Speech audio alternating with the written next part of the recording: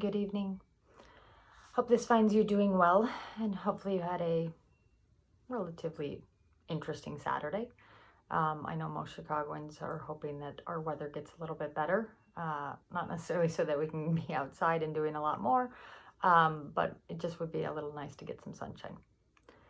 Anyways, what I wanted to talk about today was actually spurred on by a couple conversations that I had throughout the day.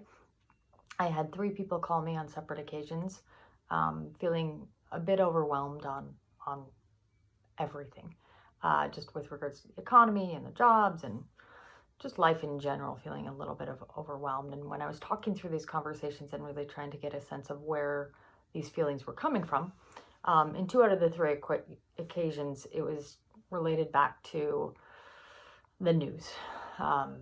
The news that they had been watching, articles that they've been reading, the newspaper headlines, just a lot of it came back to that. And my conversation with them was very much like conversations that I feel like I've had year after year after years, is just really about the news in general. And that's one of the things I wanted to talk about tonight, just because it came up a few times in my life today. We have to remember that the media is a business, and their job, on a very generalized sense, is to inform consumers and the public about things going on in the world. But we also have to understand, as a business, they have to figure out for themselves how they do so in a manner that is most successful. And due to a lot of human nature, they tend to see that their success is heightened by a bit of the kind of the extremities, so to say, the true excitement and true fear. Those are the things that captivate consumers the most. So a lot of times what we've seen, and whether we're in a crisis or we're not, the newspapers, the magazines, and the nightly news all tend to use extremist type mentality when it comes to the headlines. And I say it, I don't mean to say it as though they're alarmist, because we are in times that are alarming. But I just believe that a lot of times the headlines that are baited to hook you, so to say, they typically don't tell the full story. So I actually had a couple of examples I wanted to work through with you, just to kind of give you an idea. I'm going to see if I can give you a little snapshot here. I'm going to pull out my iPad. So let me start here. The first one was a Goldman Sachs article that came out, or an article about Goldman Sachs that came out a few days ago. Just give you a little snapshot there. So Goldman sees unprecedented stop in economic activity, with second quarter GDP contracting 24%. Whoa, that's very scary. If you actually read through the article then and get a sense of what it's saying, you'll learn that they're expecting this very, very aggressive drop, but they're also expecting a good amount of growth in third and fourth quarter, tapping into the idea of a medical crisis and a V-shaped recovery. We've talked about these things before. And that realistically, at the end of the year, their original projections were that our overall, we were supposed to be up about 0.4%. If you ask me, that's a flat market, but 0.4%.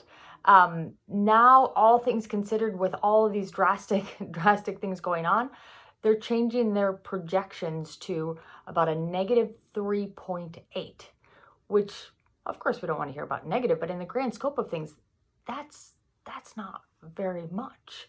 But you would never get that from the title. And once again, the reason why we're touting Goldman Sachs is because they're one of the biggest investment bankers in the world.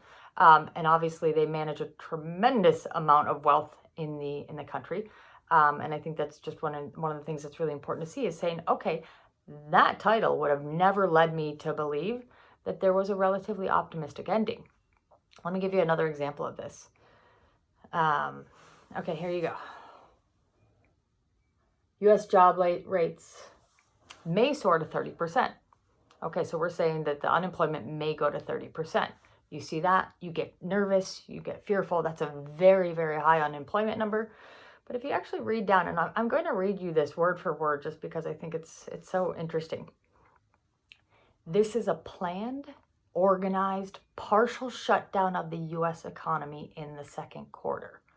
The overall goal is to keep everyone, households and businesses whole with government support. So the most important words in that, in those two sentences, planned, organized, and goal. What I think people are forgetting is that the government is stepping up here to essentially say, we're here to help. And you can argue about a lot of different things, but what they're trying to say is that there are businesses in place that are obviously struggling, and that these employees can do better with the government support right now than those business owners can do. And so therefore, what we're trying to do is find a way through this crisis on a short-term basis to make these employees whole so that we can just get through to when the economy can start beating again. Once again, if I just read that title, all I would walk away with is that the unemployment rate may soar to 30%. If I read through, I'm left with a good amount of optimism that there's a lot of things happening to try and make this work and work as well as we can. So I just wanted to share that tonight. I think it's really, really important. We're obviously all trying to stay informed at some level. Great for staying informed, but make sure either read the whole article or call me or call somebody who possibly has read the whole article so that we understand kind of what's going on out there and we're not just relying on the headlines. So on that note, I hope that you continue to be kind. I hope that you continue to take care of yourself, be safe, take care of others, stay at home, just keep being great people. That's all we need to do in this. We need to stick together in this. We are better together. I'm looking forward to getting through this with all of you. I'm looking forward to getting through this as a better version of myself. I'm looking forward to seeing a lot of you face to face soon enough. So I hope you have a great evening, and I'll